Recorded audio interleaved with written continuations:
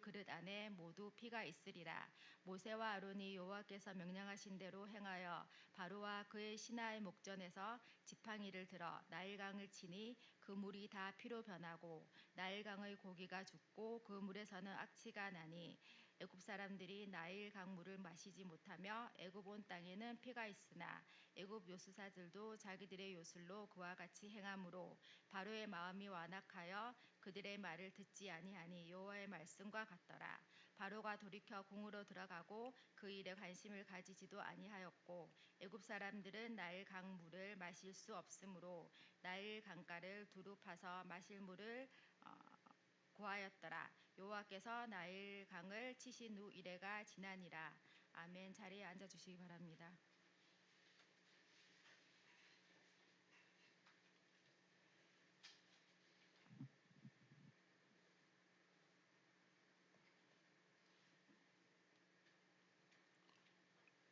며칠 갑작스런 폭우로 전국적으로 많은 피해를 남겼습니다. 어제 저희 고래구 톡방에 구영리 일상누림교회 조장호 목사님께서 이런 사진을 올리셨습니다.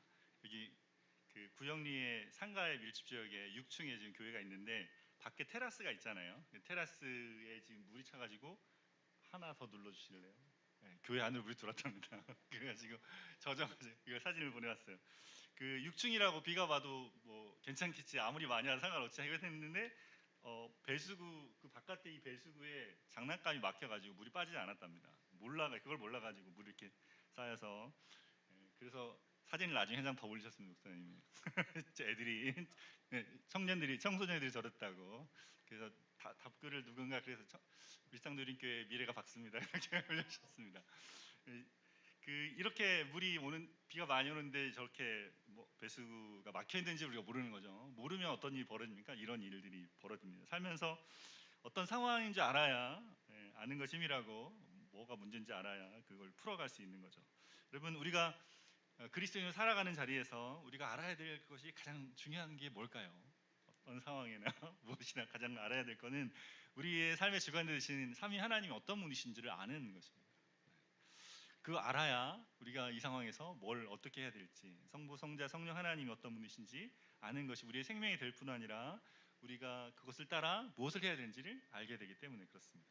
오늘 본문에는 하나님을 알지 못해서 반항하는 애굽 왕 바로가 나옵니다. 모세를 통해 말씀하신 내 백성을 보내라는 하나님의 명령 앞에 여호와가 누구이기에 하며 하나님의 명령을 거절합니다. 이제 하나님이 이 바로의 여호와가 누구이기에 대한 답을 하십니다. 아이러니하게도 여호와가 누군지를 묻는 바로에게 내가 행하는 일을 통해서 네가 여호와인 줄 알 거다라고 말씀을 하십니다. 애굽의 신으로 인정받으며 최고의 권세를 누리던 바로는 이제 하나님이 하시는 일을 경험하면서 여호와 하나님만이 참 능력의 하나님이신 것을 알아가게 될 것입니다. 오늘은 내가 여호와인 줄 알리라 라는 제목으로 본문을 통해 주신 은혜를 함께 나누기를 원합니다. 첫 번째, 하나님은 모세에게 계속해서 주시는 말씀으로 여호와인 줄을 알게 하신다. 여러분 지난주 나눴던 걸 기억합니까? 모세와 아론이 와서 말씀을 전하자 어떻게 합니까? 바로가 더 혹독하게 집도 주지 않고 법도를 그대로 꾸어라 했습니다. 그래서 어떻게 합니까? 모세가 하나님께 와서 어찌하여를 두 번 하면서 어찌하여 나를 보내셨습니까? 이렇게 묻게 이야기합니다. 그 앞에 하나님께서 그래서 그 모세의 그 기도 앞에 뭐랍니까? 하나님 말씀을 다시 들려주신다고 했어요. 그게 지난주에 나눈 말씀입니다. 그 뒤로 저희가 6장의 뒷부분을 뺐는데 뭐가 나오냐면 족보가 나옵니다. 갑자기 족보가 나와요. 어떤 족보가 나오면 루벤과 여러분 야곱의 아들들 있죠? 첫째 아들 루벤과 둘째 시몬까지 족보가 나온 다음에 레위의 족보가 나오는데 그 뒤부터 레위의 족보를 따라갑니다. 레위 족보가 왜 나옵니까? 모세와 아론이 레위 지파입니다. 그래서 결국은 모세와 아론의 지파의 족보를 쭉 이야기를 하는데 그 제사장 계열의 족보를 왜 여기에 갑자기 삽입하겠습니까? 갑자기 족보가 모세한테 말하는 거죠. 모세 너는 네 인생이 그냥 뚝 이렇게 갑자기 나를 만나서 네가 보냄 받은 것 같지만 사실 하나님은 오랫동안 준비했어 너를 보내려고. 넌 오랫동안 내 준비와 내 손 안에 있는 거야. 네가 하려고 하는 일은 내일이라고, 네 일이 아니고 그러니까 내가 이뤄갈 거라. 그래서 이뤄갈 거다라고 말씀하시는 거죠. 그렇게 6장의 족보가 끝나고 6장의 마지막 세 구절에 하나님과 모세의 대화가 또 이어집니다. 28절에 30절 말씀을 한번 더 같이 읽겠습니다. 여호와께서 애굽 땅에서 모세에게 말씀하시던 날에 여호와께서 모세에게 말씀하여 이르시되 나는 여호와라 내가 내게 이르는 바를 너는 애굽 왕 바로에게 다 말하라. 모세가 여호와 앞에서 아뢰되 나는 입이 둔한 자이오니 바로가 어찌 나의 말을 들으리까. 모세가 뭐라고 하니까 또 말하죠. 전 입이 둔합니다. 저는 말을 못합니다. 하나님이 계속 여기서 뭐예요? 28절 29절에 여호와께서 모세에게 말씀하여 여호와께서 모세에게 말씀할 때 계속 이걸 말씀을 계속 하고 있단 말이에요. 근데 결국 하는 말이 뭐예요? 가서 말해라 하니까 저 입이 둔합니다. 바로가 어찌 내 말을 듣겠습니까? 또 말하는 거죠. 하나님 봐라, 내가 다 한다. 내가 계획했고 내가 오랫동안 계획한 일이고 이게 내일이야까지 속보를 통해서도 다 이야기했는데 모세는 어떻게 해요? 계속 자기만 보고 있어요. 뭘 보고 있어요? 말 못해요. 나 설득할 능력도 없고 앞에 이렇게 떠든거리고 이야기 못한단 말이에요. 이렇게 그 하나님 하신다. 그리고 하나님 계속 뭔가 격려하셨잖아요. 했잖아요. 내가 돕게 다 했다. 능력까지 보여주겠다 했는데도 모세는 뭐에 갇혀 있습니까?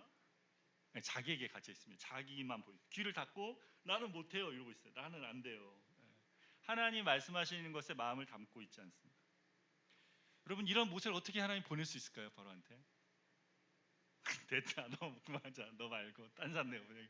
원래 족보에 있었긴 했는데 너 빼고 딴 사람 하자 이렇게 하면 됐네. 그렇게 하지 않으시고 놀랍게도 여러분 여기 6장인데 7장 6절에 모세와 아론이 여호와께서 자기들의 명령하신 대로 곧 그대로 행하였다라고 있습니다. 7장 6절에 여러분 그러면 어떤 일이 벌어진 거예요? 7장 1절부터 5절까지 무슨 일이 벌어진 겁니다. 그러니까 간 거죠. 그죠? 예. 그 6장 마지막 절의 모세의 모습과 달라진 이 5절은 도대체 뭐가 들어있는가? 뭐가 모세를 변화시켰을까요? 예. 한번 말씀 볼까요? 7장 1절에서 2절 말씀 같이 보겠습니다. 여호와께서 모세에게 이르시되 볼지어다 내가 너를 모세 바로에게 신과 같이 되게 하였은즉 내 형 아론은 내 대언자가 되리니 내가 내게 명령한 바를 너는 내 형 아론에게 말하고 그는 바로에게 말하여 그에게 이스라엘 자손을 그 땅에서 내보내게 할지라. 하나님 뭐 하셨어요? 1절에 볼지어다. 볼지어다. 갑자기 뭘 볼지어다. 내가 너로 바로에게 신이 되게 했다라고 이야기합니다. 볼지어다 히브리어는 레라는 단어에서 레. 낙심이 돼서 풀이 죽어서 몸에 이렇게 자기만 보고 고개 빠기고 있단 말이에요. 하나님이 볼지어다 눈을 떠서 봐야 돼. 볼지어다 뭔가를 봐야 된다. 볼지어다 그러는 거예요. 볼지어다. 봐봐. 나를 좀 보라고. 나를 봐. 너만 보지 말고 나를 보란 말이야. 그 내가 하는 말을 들으라. 이렇게 하시는 거죠. 수업 시간에 졸고 있는 학생이 뭐 합니까? 선생님이 분필을 야 좀 나를 봐. 이렇게 졸지만 말고 나를 봐. 이렇게 하는 거잖아요. 정신이 없을 때 이렇게 한 대 때려주면서 정신 차려라. 이렇게 그죠? 나를 봐라. 두려움에서 자기의 갇혀 있는 모세 마음에 뭘 내십니까? 창을 내십니다. 창을 내서 하늘을 보라. 나를 봐라. 이렇게 하시는 거죠. 예수님도 그랬잖아요. 볼지어다 내가 세상 끝날까지 너희와 항상 함께 있으리라고 했어요. 왜 볼지어다 하십니까? 거기서 하나님 주신 대위임령을 주님이 함께 하시는 것이 없이는 할 수 없으니까 볼지어다 하시며 주님이 또 말씀하시는 거죠. 주님이 필요할 때 주님 뭐라는 거예요? 주목 나를 봐. 주목해라. 나를 봐라 하는 거예요. 그리고 볼지어다 한 다음에 뭘 하셨어요?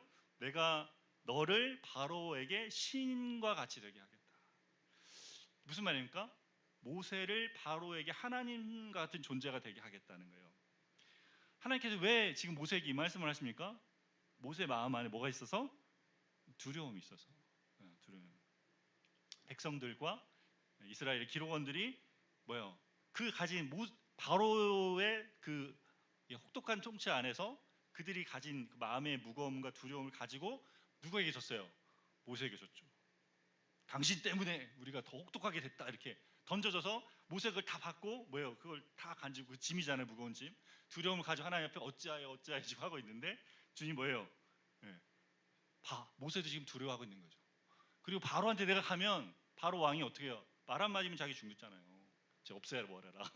네 일이나 해라 했는데 안 하고 왔냐? 안 되겠다. 그러면 끝나는 거 아니에요? 그 마음에 거기서 가지고 있는 두려움이 있는 거죠. 그래서 하나님이 계속 그렇게 말하고 있는 모세에게 투덜거리고 불평하고 있는 그 모세의 마음 안에 있는 그 두려움과 무거움을 지워내야 됐죠. 그걸 떨쳐낼 조치가 필요했는데 하나님이 내가 너를 바로에게 신과 같이 되겠다. 이게 무슨 말입니까? 내가 지금 바로를 두려워하고 있는데 내가 바로가 너를 두려워하게 만들 거다. 바로에게 바로가 너를 하나님처럼 신처럼 여기게 될 거야. 바로의 마음에 두려움을 주겠다는 거예요. 바로가 너를 신으로 여기고 네 앞에 경배하며 너를 두려워 떨게 만들겠다는 것입니다. 사실 이와 비슷한 말씀을 4장에서 하나님 모세에게 하셨어요. 4장 16절에 보면 그가 너를 대신하여 백성에게 말할 것이니 그는 내 입을 대신할 것이요 너는 그에게 하나님같이 되리라 했습니다. 누구한테 하신 말씀입니까? 모세에게. 여기서 그가 누굽니까? 여기 너는 그에게 하나님같이 될 거다. 4장 16절의 말씀은 아론에게 한 말입니다. 아론에게, 모세 너는 아론에게 그렇게 될 거다라고 말한 거예요. 근데 여기서는 지금 뭐라고 합니까? 바로라고 말씀. 바로라고. 아론이 모세를 대신해서 이스라엘에게 말할 거라고 하신 것을 지금은 바로에게, 여기서는 바로에게 대언한다라고 말합니다. 모세가 보냄받은 목적도 이스라엘이 하나님의 계획을 받아들이게 한 것이 아니라 바로가 이스라엘 자손을 그 땅에 내보낸 하나님의 뜻을 행하기 위한 것이라고 말합니다. 같은 말씀이지만 지금은 누구에게 집중되어 있습니까? 바로에게 집중되어 있습니다. 하나님은 지금 뭐가 문제인지를 알고 계시죠. 백성들은 이미 설득을 했어요. 그래서 하나님을 경배하고 그렇게 따르기로 했지만 누구 때문에? 바로 때문에 등을 돌린 거죠. 그러니까 누구랑 해결을 봐야 됩니까? 바로랑 해결을 봐야 됩니다. 하나님은 그렇게 모세 안의 두려움을 아시고 그 상황 속에서 백성들이 아닌 바로에게 집중하고 있는 거죠. 처음 불을 받을 때와 같은 말씀이지만 지금 이 상황에 맞게 바로에게 그 말은 바로를 향하여 상황에 맞는 말씀을 들려주십니다. 이전에 들었던 말씀이 원리적인 말씀이었다면 지금 들려주는 말씀은 뭡니까? 지금 상황에, 현장에 맞는 적용된 말씀입니다. 그러면서 내 형 아론이 네 대언자가 될 것이다. 내가 내게 명령한 것을 너는 아론에게 말하고 아론이 바로에게 말해서 이스라엘 자손을 내보내라고 할 것이라고 말합니다. 내가 전한 말은 너는 바로가 아닌 아론에게 말하면 되는 거야. 입이 인홀해서 못해요 라고 말했던 거 다시 말해줍니다. 이게 언제 했어요? 했잖아요. 부름 받을 때 다 했잖아요. 아론이 너의 대언자가 될 거야 라고 다 해줬어요. 근데 모세가 어떻습니까? 지금 잊어버리고 계속 저 말 못해요 다시 가 있단 말이에요. 그 자리로. 그러니까 뭐예요? 다시 들려주시죠. 아니 아론 내가 너한테 말하는 거 아론한테 말하면 아론이 바로한테 말할 거예요. 네가 말하는 게 아니고. 그럼 어떻게 해요? 모세가 가지고 있는 이 두려움의 자리를 어떻게 해결해 주시면서 갈 수 있게끔 구체적인 상황들 속에 구체적인 답변을 주시며 움직이게 하십니다. 몇 번째예요 지금? 몇 번째입니까? 말씀을 듣는데 어떻게 해요? 잊어버린단 말이에요. 계속 잊어버리니까 계속 어떻게 해야 됩니까? 들려주시죠. 매주 이렇게 말씀 설교 때 일베에서 말씀 듣지만 우리는 하나님의 말씀을 잊어버립니다. 복음 안에 내가 누구인지, 복음이 내 안에서 어떤 일을 하는지 우리가 로마서를 다 나눴는데 로마서 말씀을 잊어버려요. 복음이 뭔지, 로마서가 말하는 복음이 뭔지, 그리스도 안에서 하늘과 땅을 통일케 하는 게 하나님의 비전이다. 그것이 주님의 몸된 교회를 통해 우리를 통해 이루어지게 하고 계시다라고 하는 이 에베소서 말씀을 우리가 잊어버리죠. 여러분 주일 설교 말씀만 잊어버립니까? 매일 아침 묵상한 말씀도 아침 묵상했는데 좀 지나면 오늘 무슨 말씀 묵상했는지를 잊어버립니다. 또 뭘 했지 이렇게 잊어버립니다. 분명히 묵상하고 말씀을 읽고 마음에 품었는데 무슨 말씀 묵상인지 생각이 안 나요. 그럼 어떻게 해야 됩니까? 암송해야 되죠. 암송 말씀을 암송해야 됩니다. 그 암송을 했는데 암송한 말씀도 생각 안 날 때가 있어요. 왜 생각이 안 납니까? 암송한 말씀이 어느 상황에 적용돼야 되는지 이걸 사용해야 되는지 모르기 때문에 생각이 안 납니다. 그죠? 자, 우리는 그런 뭐 있어요? 야, 뭔가 하고 싶지만 너무 주님께서 주신 것을 따라 살기에는 너무 우리의 인지가 어떻게 합니까? 많이 깨어져 있습니다. 근데 그런 자리에 하나님 어떻게 하십니까? 다시 들려주십니다. 복음 안에 있는 사람에게 주시는 게 뭐라 했어요? 투유가 있다고 그랬어요. 투유, 복음 투유 뭐라 했습니까? 여유와 자유 그랬어요. 여유와 자유. 복음 안에서 우리가 어떻게 여유와 자유를 갖습니까? 주님 안에 거하는 것은 안전하기 때문에 그렇습니다. 여러분 어떤 상황이 벌어지면 너무 당황하지 마시고 먼저 뭐 해야 돼요? 예, 주님 안으로 가야 돼요. 주님을 바라봐야 돼요. 마음으로 복음이라는 단어를 외치든 아니면 예수님이라 부르든 주님 앞으로 가야 됩니다. 끊임없이 우리는 그분을 바라보며 그분 안에 거하며 그분이 거기서부터 주시는 뭐예요? 그분 안에 거할 때 그분이 주시는 여유와 자유를 누리게 됩니다. 그리고 말씀이 생각이 나는 거죠. 그때 생각이 납니다. 주님께 가야 생각이 납니다. 암송한 말씀도 생각이 나고 읽었던 말씀도 생각이 나고 묵상한 말씀도 생각이 나고 오늘 이렇게 나누는 설교 말씀도 생각이 납니다. 그리고 내가 찬양을 많이 듣고 있으면 내가 알고 있는 찬양도 생각이 납니다. 말씀이 함께 있는 찬양이 생각이 부르게 됩니다. 성령께서 그 안에서 내 안에 내가 누구인지를 듣게 하시고 그 안에 머물게 하시죠. 위기 때에 두려움 속에 나에게 갇혀 있을 때 들려오는 말씀이 우리에게 뭐가 돼요? 검이 됩니다. 검이 돼요. 갑자기 검, 성령의 검, 하나님 말씀이죠. 검이 그렇게 사용되었습니다. 그래서 악한 자의 모든 계계를 물리치게 됩니다. 하나님 말씀을 들은 모세와 아론이 어떻게 반응을 보입니까? 6절과 7절 말씀 읽겠습니다. 모세와 아론이 여호와께서 자기들에게 명령하신 대로 행하였더라. 그들이 바로에게 말할 때에 모세는 80세였고 아론은 83세였더라. 모세와 아론이 여호와께서 자기들 명령한 대로 다 행했습니다. 모세가 하나님 말씀을 듣고 마음이 움직였습니다. 말씀을 따라 행하는 사람이 됐죠. 하나님께서 명령하신 대로 행했다는 것이 7장에서 이거 외에 2번 더 나옵니다. 3번이 나옵니다. 6절 외에 10절에 모세와 아론이 바로에게 가서 여호와께서 명령하신 대로 행하여, 20절에 모세와 아론이 여호와께서 명령하신 대로 행하여라고 말씀합니다. 계속해서 모세와 아론이 말씀대로 행했다라고 언급하고 있죠. 무엇이 이렇게 모세를 달라지겠어요? 뭐가? 3장, 4장, 6장, 7장에 계속해서 반복해서 들려주시는 말씀이 하나님의 말씀이 위기 때 두려움 속에 자신에게 갇혀서 하나님 보지 못하는 모세에게 들려주신 말씀이 모세를 변화시켰습니다. 처음에 모세는 이게 뭘 의미하는지 모르고 들었어도 이해를 못했고 듣고도 어떻게 해요? 자기에게 갇혀서 계속 자기만 보면서 자기 질문만 하고 자기가 원하는 걸 계속 들었잖아요. 자기가 원하는 것만 들었잖아요. 근데 지금 상황이 되니까 어떻게 합니까? 다시 들려주는 거죠. 듣고도 잃어버렸던 그 말씀을 다시 들어야 됐습니다. 계속 들어야 됐습니다. 그리고 모세가 만난 문제에서 또 들어야 됐죠. 문제의 자리에서 들음은 말씀을 들은 모세가 그래서 어떻게 해요? 세움을 입었어요. 상황이 어려워도 말씀을 들은 사람은, 불평해도 말씀을 들은 사람은 어떻게 합니까? 하나님께 순종할 수 있게 됩니다. 모세가 했던 것은 하나님의 말씀을 계속 듣는 것입니다. 로마서 10장 17절에 뭐라 합니까? 믿음은 들음에서 나오고 들음은 뭐예요? 그리스도의 말씀이다라고 말합니다. 모세는 계속 말씀을 들음으로 하나님께서 하실 일이 믿음으로 자리하게 된 것입니다. 계속 들으면서 그렇게 반복해서 말씀을 들음으로 세워진 모세를 통해서 하나님께서 이스라엘을 구원하는 일을 펼쳐 보이게 될 것입니다. 여러분, 우리 한 사람 한 사람이 이렇게 서가는 것이 중요합니다. 이렇게 말씀을 반복해서 듣고 들려진 말씀을 믿고 그 말씀을 따라 행하는 사람이 중요하죠. 예수님은 말씀이 육신이 되어 우리 가운데 거하신 분이십니다. 예수님이 십자가의 죽으심과 부활을 믿는 우리는 예수님과 어떻게 돼요? 연합된단 말이에요. 우리가 누리는 모든 신령한 은혜는 예수님 안에서 주어집니다. 그래서 우리는 계속해서 그분 안에서 그분의 말씀을 들어야 돼요. 복음의 말씀을 듣고 또 듣고 반복해서 들어야 돼요. 그리고 말씀 속에 주신 복음의 은혜 안에 머물러야 됩니다. 우리의 노력으로 뭘 행하기보다 그리스도 안에 주어진 그 일에 우리 마음을 두고 머물러야 돼요. 그것이 우리를 변화시킵니다. 그렇게 삶의 자리에서 들려주신 말씀을 계속 들으며 복음의 은혜 안에서 변화되는 저와 여러분 되시기를 바랍니다.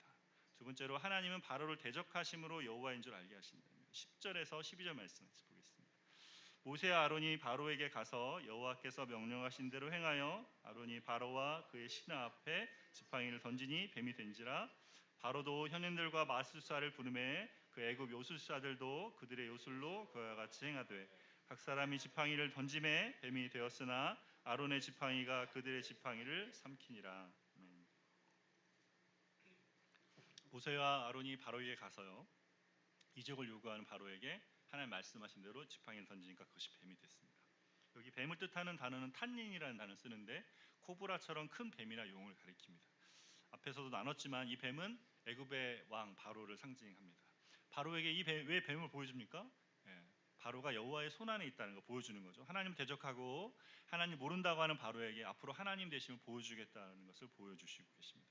출애굽기에서 이 뒤로부터 나오는 10가지 재앙은 모두 애굽 사람들이 섬기는 신을 상징하는 것입니다. 출애굽기 12장 12절에 보면 하나님께서 애굽의 모든 신에게 벌을 내리리라라고 말씀합니다. 다시 말해서 애굽에 내린 재앙은 겉으로 보기에는 모세와 바로의 싸움처럼 보이지만 그 이면에 하나님과 애굽의 신인 사단과의 싸움이 있다는 것을 말해주고 계십니다. 하나님께서 그 구원, 백성의 구원을 위해서 사단과의 영적인 전쟁을 불사하겠다고 하시는 것이죠. 뱀으로 변한 아론의 지팡이를 본 바로는 애굽의 박사와 술사들을 마술사들을 부릅니다. 그리고 이 술객들이 애굽에서 사단의 힘을 빌려 이적을 행하는 사람들이었는데 이들의 술법으로 이들도 지팡이가 뱀이 되게 합니다. 그리고 이들이 나중에 나일강이 피가 되게 할 때 이들도 그걸 행하고 개구리 육지에서 올라가게 하는 이런 술법도 다 행합니다. 이렇게 이들이 하나님의 능력을 대적하는 일을 했어요. 디모데후서 3장 8절에 보면 이 술객들에 대해서 이렇게 언급합니다. 디모데후서 3장 8절 얀네와 암문네가 모세를 대적한 것 같이 그들도 진리를 대적하니라고 말합니다. 얀네와 암문네, 얀브레라는 이 술객들은 사단의 실수를 가지고 진리 대신 하나님을 대적했습니다. 그렇게 사단은 하나님의 역사가 나타나는 곳에 늘 진리에 대적하며 방해하는 일을 해왔습니다. 하와를 유혹해서 선악과를 먹게 함으로 하나님께서 창조하신 세상을 타락시켰고 또 예수님이 세상에 오셔가지고 귀신 들린 자를 귀신을 떠나보내자 바리새인들은 예수님이 귀신의 왕 바알세불을 힘입어 이런 일을 했다고 비방했습니다. 오순절에 성령이 임해서 예루살렘 교회가 급속히 성장했는데 유대인들의 박해로 교회가 흩어지게 되었습니다. 그래서 사단은 늘 하나님의 역사하시는 자리를 방해하고 대적하는 일을 해왔어요. 미국의 1차 부흥운동을 주도했던 조나단 에드워드는 성령의 역사를 분별하는 방법이라는 책을 썼습니다. 이 책을 왜 썼냐면 부흥이 일어나는 그 자리에 분명히 이것이 성령이 역사하시는 일인데 근데 성령이 역사하신다고 보기에는 좀 어려운 사단의 역사처럼 보이는 좀 이상한 일들이 보여지는 거죠. 사람들이 그 은혜를 받은 사람들이 이상한 행동을 한다든지 무슨 짐승 소리를 낸다든지 막 이런 모습들이 보이는 거죠. 그래서 이거가 뭐지라는 질문들을 하면서 그 성령의 역사, 그 부흥의 역사를 반대하는 사람도 있어요. 이건 사단의 역사다 뭐 이렇게. 근데 조나단 에드워드가 볼 때는 성령께서 일하고 계신데 그럼 이거를 다 부인할 거냐, 이것이 안 된다고 말할 거냐. 그래서 분별하는 방법이라고 하는 그 적극적인 방법과 소극적인 방법.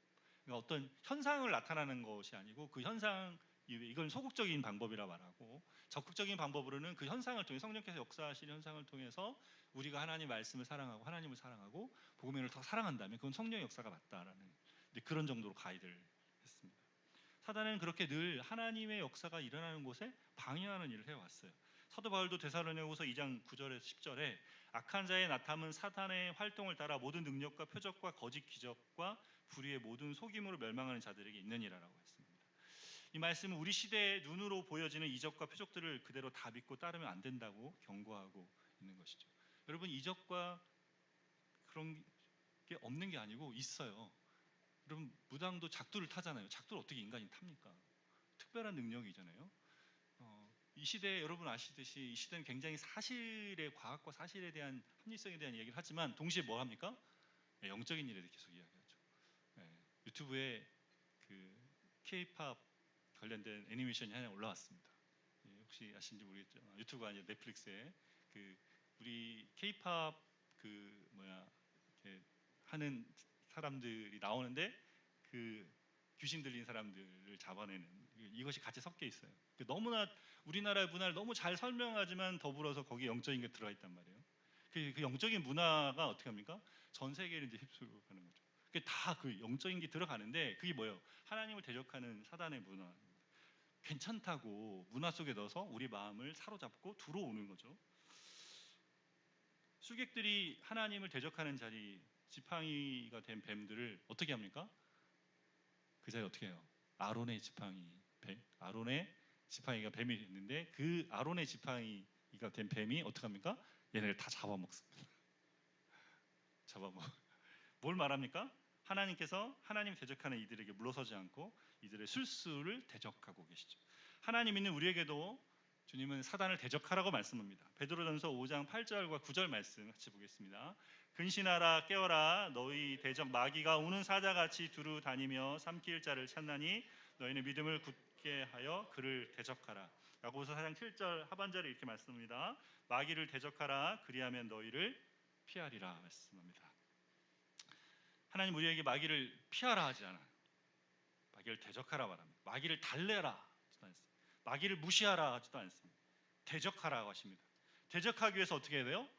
근신하며 깨어 있어야 됩니다. 영적으로 잠들어 있거나 무디어 있으면 안 되고, 그렇다고 늘 긴장해야 됩니까? 어떤 분은 얼마 전에 만난 분인데 어떤 분은 자꾸 어두운 게 보인대요. 저기에 누가 있는 게. 늘 긴장하고 사시더라고요. 그래서 주님 아시면 그 자리 너무 집중하지 않으셔야 됩니다. 늘 긴장을 하는 게 아니에요. 언제 영적인 일이 늘 영적으로 생각하고 이런 게 하라는 게 아니에요. 복음을 아는 사람은 뭐가 있다?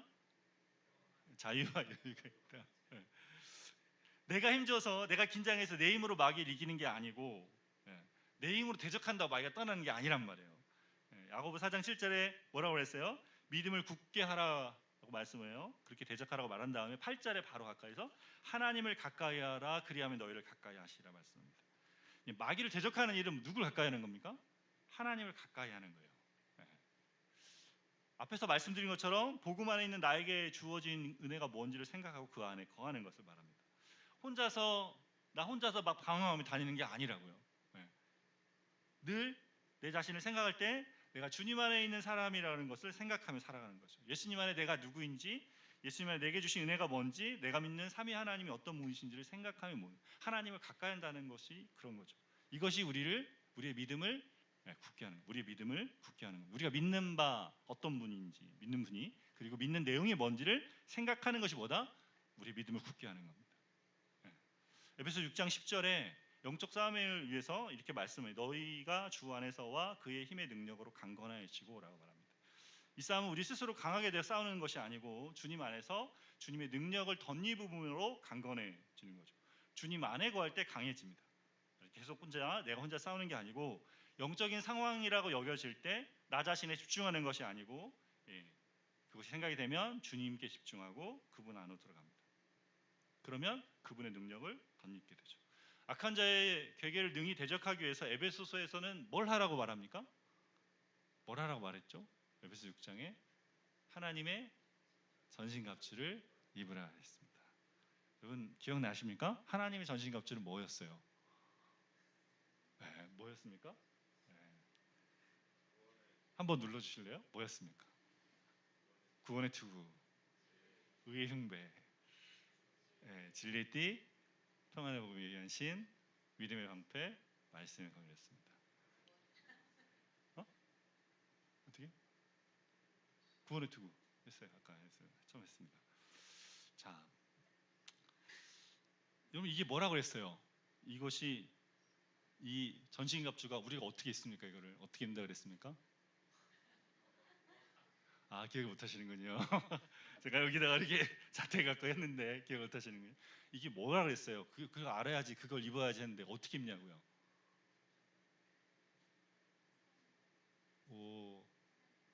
지금 어떻게 입는? 이게 지금 뭘 말한다 그랬어요? 우리가 믿는 내용, 복음의 내용이라 그랬습니다. 전부 다 복음의 내용 하나하나가 복음이 말하는 내용으로 우리를 보호하고 공격하라는 거죠. 여러분 아이언맨 3를 보셨습니까? 아이언맨이 수트를 입을 때 어떻게 입는지 보셨습니까? 기억이 혹시 나십니까? 1, 2 그다음에 3 할 때 어떻게 해왔어요? 수트가 날라오고 생각하면 누르면 날라오기 시작합니다. 그죠? 차려지기 시작하잖아요. 전신갑주 어떻게 입습니까? 이렇게 입습니다. 영적으로 싸울 때 어떻게 입습니까? 날라오기 시작합니다. 구원의 투구 주님이 주신 뭐예요? 우리를 구원하신 주님의 구원이 구원받은 자로 구원이 내게 주어진 자리를 필요할 때 주님의 구원이 투구가 펴집니다. 의형배는 뭐예요? 누가 우리의 의가 된다 그랬어요? 예수님이 우리의 의가 되십니다. 누구의 의가 아니고 나의 의가 아니고 내 의가 아니라 그랬어요. 내 의로 쓰려니까 자꾸 뭐예요? 의가 내 의가 없어지고 의의 형배는 그분의 의를 입는 거예요. 진리의 띠는 뭐예요? 진리 대신 예수님이 우리가 살아가고 걸어간 진리 참 길이 되신다는 것 안에 우리가 마음을 두는 거죠. 평안의 복음에 예배한 신은 뭡니까? 복음이라는 신은 뭐예요? 그 신이 우리를 견고하게 하면서도 민첩하게 한다 그랬습니다. 그래서 싸움에서 우리가 피할 자리를 알게 하십니다. 그리고 믿음의 방패는 뭐며? 복음을 주신 삼위 하나님이 어떤 분이신지 믿는 믿음을 되고, 그 다음에 뭐예요? 말씀의 검. 아까 말했어요. 말씀의 검. 사용한다 그랬어요. 여러분, 신비한 방식이지만 그러나 뭘 동반한다고 했습니까? 우리가 이해한 복음에 대한 믿음과 복음을 이해하고 깨닫고 있는 그 말씀에 대한 이해가 동반되는 거죠. 그 방식이 같이 될 때 어떻게 한다? 수트가 입혀집니다. 수트가 입혀집니다. 아시겠죠? 생각이에요. 믿는다 하는 것은 우리에게 말씀을 주신 거 가지고 우리의 사고와 생각 속에 그분을 생각하며 그분을 사랑하며 그분이 주신 것들에 마음을 두고 있을 때 성령께서 우리 안에서 놀라운 방식으로 일하십니다. 그것이 주님이 우리에게 주신 자원들이기 때문에 자원들을 늘 생각하며 그 안에서 싸우고 마귀를 대적하여 승리하시길 바랍니다. 세 번째로 하나님은 바로의 마음을 강팍하게 하심으로 여호와인 줄 알게 하신다. 17절에서 18절 말씀입니다. 같이 보겠습니다. 여호와가 이같이 이르되 내가 이로 말미암아 나를 여호와인 줄 알리라. 볼지어다 내가 내 손의 지팡이를 나일강을 치면 그것이 피로 변하고 나일강에 고기가 죽고 그 물에서는 악취가 나리니 애굽 사람들이 그 강물 마시기를 싫어하리라 하라. 아론의 지팡이가 술객들의 지팡이를 삼키는 것을 보고도 바로가 하나님의 말씀을 듣지 않았습니다. 13절에 보니까 바로가 마음을 완악하게 할 일을 듣지 않았다라고 말합니다. 그래서 하나님 말씀 듣지 않자 하나님 뭐 하십니까? 이제 애굽의 첫 번째 재앙을 내리십니다. 아침에 바로가 나일강에 나오는 자리에 가서 지팡이를 잡고 나일강을 치라고 하자 이게 다 피로 변했어요. 강물뿐 아니라 운하와 못과 호수와 심지어 나무 그릇과 돌 그릇에 있는 물까지 모두 다 피로 변했습니다. 마실 물이 없어진 거죠. 뭘 마실 수 있겠습니까? 하나님께서 애굽 사람들이 섬기는 풍요를 상징하는 나일강의 신 하피를 치신 거죠. 물에 있는 모든 것이 하나님의 심판이 임했습니다. 철저하게 하나님이 심판하셨습니다. 그렇게 애굽의 모든 물이 피가 되자 그곳에 살던 물고기들이 다 죽게 됩니다. 그래서 물에 악취가 났어요. 애굽 사람들이 느끼기에 이제 나일강은 축복을 주는 신이 거하는 처소가 아니라 죽음과 악취만을 생산하는 더러운 곳이 됐습니다. 며칠 동안 계속됐으면 다 죽었겠죠. 7일 동안 재앙 속에 애굽이 물을 마실 수 없어 땅을 파고 물을 구하게 되었습니다. 22절에서 23절 말씀 보겠습니다. 애굽 요술사들도 자기들의 요술로 그와 같이 행함으로 바로의 마음을 완악하여 그들의 말을 듣지 아니하니 여호와의 말씀과 같더라. 바로가 돌이켜 궁으로 들어가고 그 일에 관심을 가지지도 아니하였고. 이 상황 속에 술사들이 뭐합니까? 똑같이 제안했어요. 대적하는 자들이 보여주는 놀라운 능력입니다. 여러분 근데 한번 생각해 보십시오. 이들이 정말 능력이 있는 자들이라면 이 능력을 재현할 게 아니고 뭐 해야 됩니까? 이 능력을 바꿔서 피를 물로 바꿔야 되잖아요. 이들이 정말 신적인 존재고 백성들이 바로가 정말 신적인 존재고 백성들을 통치하는 참된 통치자라면 바로가 뭐 해야 됩니까? 지금 뭐 해야 돼요? 물로 바꿔라. 물고기 살아나게 해야지. 지금 홍수가 났는데 물을 막아야지. 어떻게 가서 피해 복구를 해야지. 지금 피해를 더 익히려면 어떻게 됩니까? 안 되는 거죠. 근데 능력을 시연할 게 아니고 뭐예요? 마실 물을 주고 물고기 살아나도록 해야 되는데 바로는 그런 것에 관심이 없어요. 바로는 뭐만 관심이 있습니까? 저 능력을 내가 대적할 수 있는지, 저 능력만큼 우리도 힘을 발휘할 수 있는지 보여라. 보이고 난 다음에 뭐합니까? 그리고는 관심 없어. 우리도 하잖아. 이만큼. 너 별거 아니야. 너 의심 별거 아니야. 그리고 궁으로 들어가서 마음을 두지 않았다. 바로는 애굽의 신처럼 여겨지지만 정작 힘들고 어려울 때 백성들이 먹을 것이 없어서 난리가 날 때 누구에게 더 집중합니까? 자신에게. 자기의 자존심과 자기의 왕권과 자기의 신됨에 더 집중합니다. 여러분 정신병자 사이코패스라고 하는데 사이코패스의 가장 큰 그 중에 하나가 뭐냐면 무감각한 겁니다. 공감 능력을 완전히 상실한 거죠. 여러분 바로의 마음이 지금 이렇게 굳어져 있어요. 굳은 마음은 뭘 만듭니까? 상처를 주고 아픔을 주고. 그래서 자기중심성을 강화한 것의 가장 끝판이 이 굳어진 마음입니다. 왜 이 마음을 가졌다고요? 모세를 통해 들려온 하나님의 말씀을 따르고 싶지 않은 겁니다. 난 정말 그러고 싶지 않아. 그거에 마음을 닫아버린 거죠. 여러분, 이 애굽에 닥친 재앙이 왜 닥치는 거예요? 바로가 이렇게 마음을 강팍했기 때문에 그렇어요. 출애굽기에는 바로가 스스로 마음을 강팍하게 했다는 것과 하나님께서 바로의 마음을 강팍하게 했다는 표현이 9번이 각각 나옵니다. 로마서에서 제가 이것을 함께 나눴는데 로마서 9장 17절 18절에 이렇게 말씀합니다. 같이 읽어보겠습니다. 성경이 바로에게 이르시되 내가 이 일을 위하여 너를 세웠으니 곧 너로 말미암아 내 능력을 보이고 내 이름이 온 땅에 전파되게 하려 함이라 하셨으니 그런즉 하나님께서 하고자 하시는 자를 긍휼히 여기시고 하고자 하시는 자를 완악하게 하시느니라. 투기장이가 그릇을 만들듯이 하나님께서 하고자 하는 자를 긍휼히 여기시기도 하시고 강팍하게도 하십니다. 하나님께서 바로를 강팍하게 하심으로 하나님의 능력을 보이고 하나님의 이름을 온 땅에 알리시고 있습니다. 그렇다고 해서 바로 편에 마음을 강팍하게 한 책임이 없는 것은 아닙니다. 바로 편에서는 그가 스스로 마음을 강팍하게 한 것이죠. 하나님의 행하심을 보면서도 바로 스스로 마음을 강팍하게 하기로 결정을 한 것입니다. 여호와가 누군지 물었던 자리에서 여호와가 누군지를 알아가면서도 그는 여호와 앞에 합당한 반응을 보이기를 거절한 거죠. 여러분, 이렇게 하나님을 아는 자리에서 마음을 강팍하게 한 것은 바로만이 아닙니다.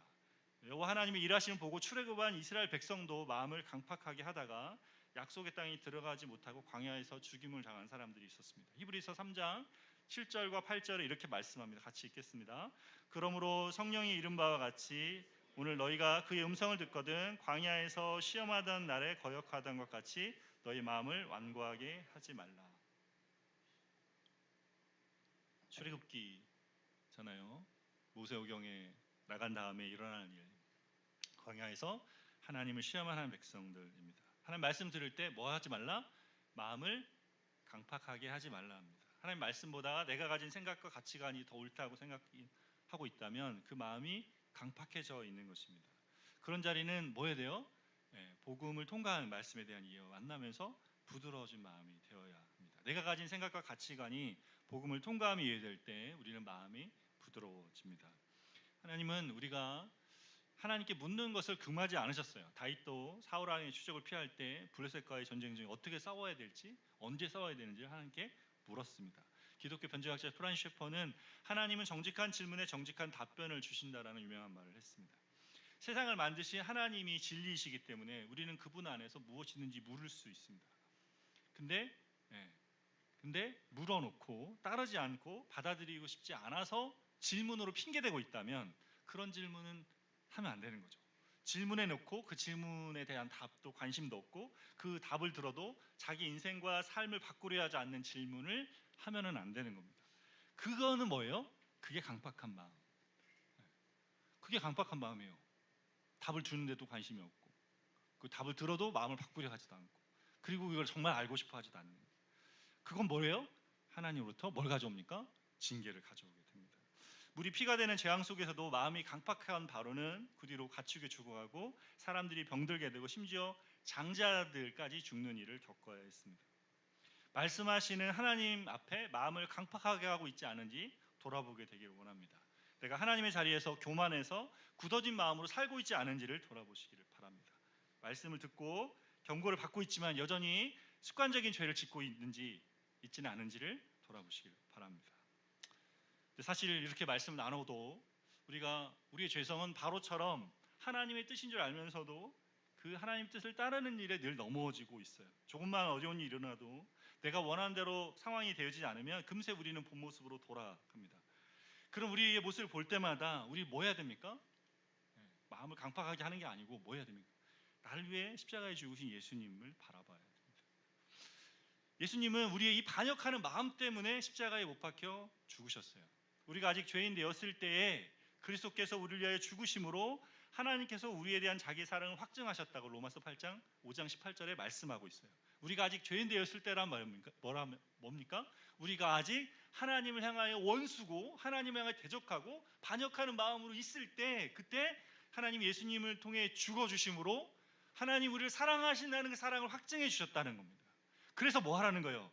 그래서 이 반역의 마음이 보일 때마다 어떻게 해요? 내가 그리스도와 함께 십자가에 죽었고 그분이 주신 생명이 내 안에 있는 것을 우리가 고백하며 이 반역의 마음이 내 안에서 어떻게 합니까? 십자가에 못 박힐 때 내가 그리스도와 함께 십자가에 못 박혔나니 그런즉 이제는 내 안에 사는 것이 누가 산다? 그리스도께서 사신다는 그 고백이 있을 때 이 마음이 다뤄지는 거죠.